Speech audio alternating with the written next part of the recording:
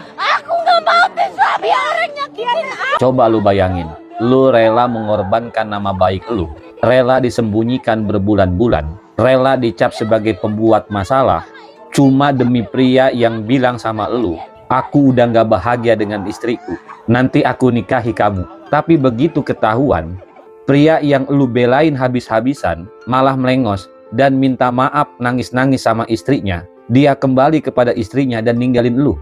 Reaksi lu bagaimana? Histeris? Menangis guling-guling di lantai? Jerit-jerit di depan umum? Assalamualaikum warahmatullahi wabarakatuh. Sahabat semua, beberapa waktu lalu, lini masa media sosial kita sempat dihebohkan oleh sebuah video yang membuat banyak orang terhenyak. Ada seorang wanita yang menangis histeris. Dia menjerit bahkan sampai berguling-guling di lantai karena ditinggalkan oleh kekasihnya, pria yang ia cintai. Seorang pria yang ternyata adalah suami orang. Dan sang pria akhirnya memilih pulang untuk kembali kepada istri sahnya. Refleks sebagian besar netizen di kolom komentar tentu sudah ketebak. Banyak yang menghujat, banyak yang tertawa, atau ada juga yang menganggap bahwa dia lebay. Tapi di sini, kita tidak hadir sebagai hakim moral di kolom komentar. Gua mau ngajak elu untuk melihat fenomena ini lebih dalam. Kita mau bertanya secara jujur ya. Kenapa reaksi si perempuan itu begitu histeris? Apa yang sebenarnya terjadi dalam kedalaman jiwa seseorang ketika ekspektasi semuanya runtuh secara mendadak? Mengharapkan kepastian dari suami orang kan ibarat kita membangun gedung di tanah sengketa yang tentu tidak punya IMB. Lu cat tembok rumah lu sebagus-bagusnya, lu isi rumah itu dengan berbagai macam furnitur yang mahal, tapi lu lupa bahwa pemilik tanahnya sewaktu-waktu akan datang membawa bulldozer. Lu lupa itu. Dan ketika bangunan rumah lu yang sudah cantik, sudah indah, dipenuhi dengan berbagai macam furnitur, dirobohkan seketika oleh sang pemilik tanah, lu nangis histeris mau tinggal di mana? Padahal sejak awal, tanah itu memang bukan milik lu. Nah, hari ini kita mau membedah persoalan ini dengan 3 kacamata. Pertama, kita lihat persoalan ini dengan pendekatan iceberg. Kedua, kita akan lihat persoalan ini dengan kacamata stoik. Dan yang ketiga, kita akan melihat persoalan ini dengan tuntunan Islam. Siapkan kopi atau teh hangat lu dulu. Seperti biasa prinsip kita di channel ini, melihat lebih dalam, menata rumah tangga lebih tenang.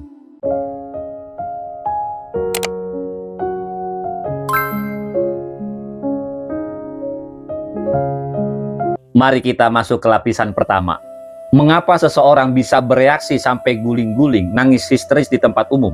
Secara kejiwaan dan filosofis, reaksi histeris itu bukan hanya sekadar rasa sedih biasa. Histeris itu adalah bentuk kepanikan eksistensial. Ketika seseorang menjalin hubungan gelap, dia sebetulnya sedang membangun dunia fiktif di kepalanya.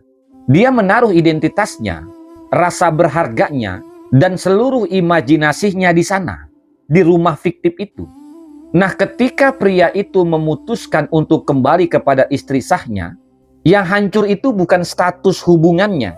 Yang hancur itu bukan hanya status pacarannya, tetapi juga seluruh konstruksi buatan yang telah dia bangun. Seketika itu runtuh dan rata dengan tanah. Nah, jeritan dan tangisan itu merupakan kejutan mental ya. Ketika kejiwaan mengalami hampa, jiwanya itu kebingungan harus berpegang dengan apa. Sampai-sampai tubuh fisiknya itu tidak lagi mampu menahan guncangan itu. Dalam perspektif tabiat an-nafs atau psikologi Islam, manusia itu kan seringkali terjebak pada goror ya, ilusi kepemilikan dan kenikmatan yang semu.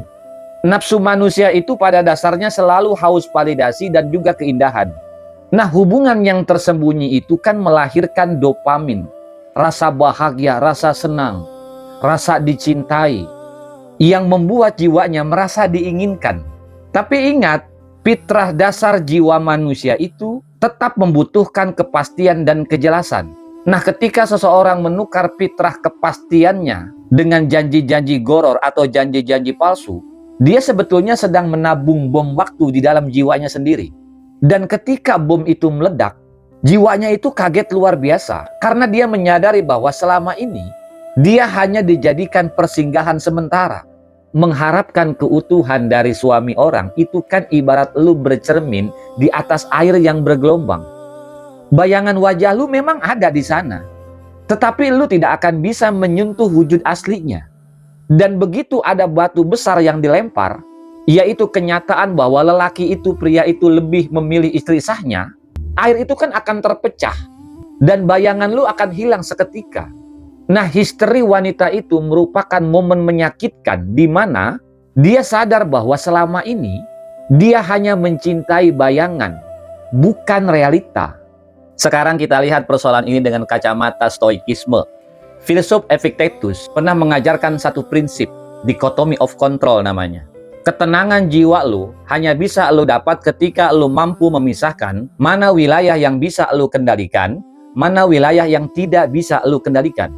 Nah, yang berada di luar kendali lu diantaranya perasaan pria yang beristri itu, keputusan yang dia ambil, ikatan sahnya dengan wanita lain, serta janji-janji manis yang dia ucapkan. Itu semua berada di luar kendali lu. Lu tidak bisa mengendalikan itu. Sementara yang berada di dalam kendali lu, keputusan lu untuk melangkah pergi, menjaga harga diri lu, menolak untuk dijadikan pilihan kedua, itu 100% berada di bawah kendali lu. Lu yang memutuskan itu. Nah, penderitaan yang sangat hebat dan tangisan yang sangat histeris, itu kan terjadi karena seseorang mempertaruhkan seluruh hidupnya pada hal yang 100% di luar kendali dia. Lu membiarkan ketenangan hidup lu ditentukan oleh keputusan orang lain. Yang bahkan pria itu tidak memiliki ikatan yang sah kepada lu.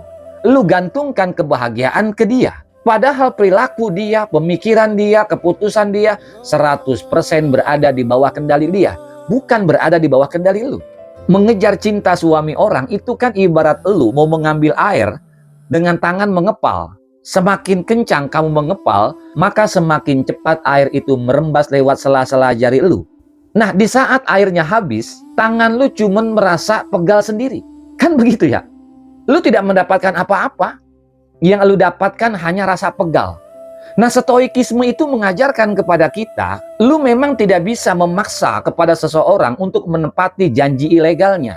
Tetapi lu punya kendali sendiri atas diri lu. Lu yang menentukan apakah harga diri lu mau diinjak-injak atau tidak. 100% itu di bawah kendali lu. Apakah lu mau menerima janji-janji palsu atau tidak. 100% di bawah kendali lu. Apakah lu mau memilih menjadi yang kedua atau tidak. 100% di bawah kendali lu. Nah, sekarang kita lihat dengan pendekatan Islam ya, bagaimana sih tuntunan Islam. Kenapa dalam Islam itu merusak rumah tangga orang lain itu dilarang keras?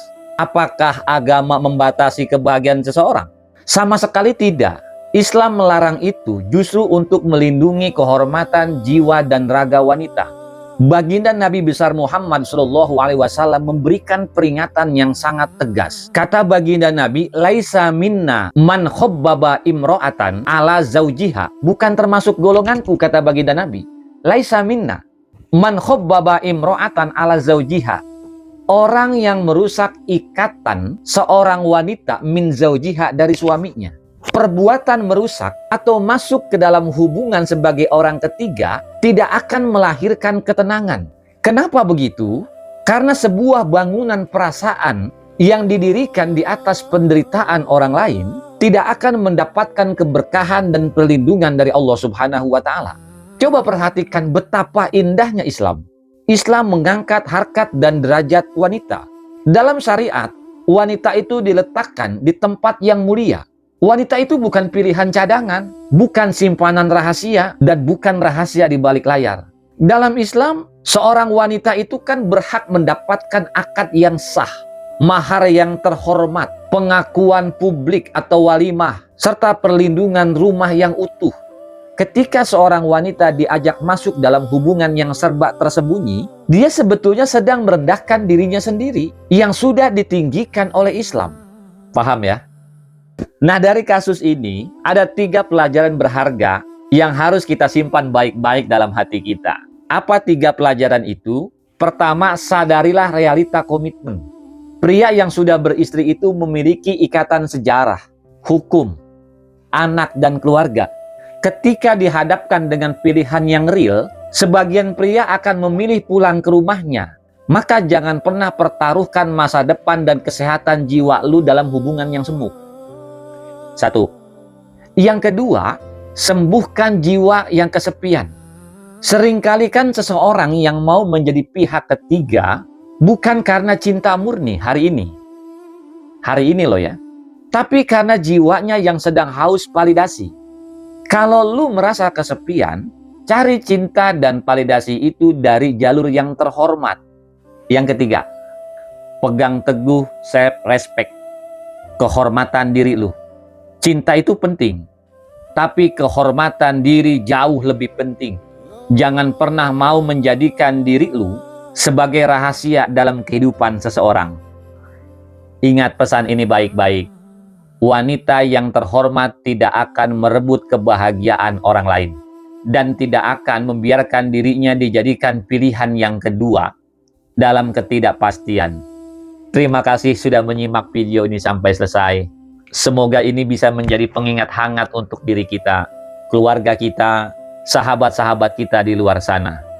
Gua Hamdi, sampai jumpa di video pembahasan selanjutnya. Ingat selalu tagline kita, melihat lebih dalam, menata rumah tangga lebih tenang.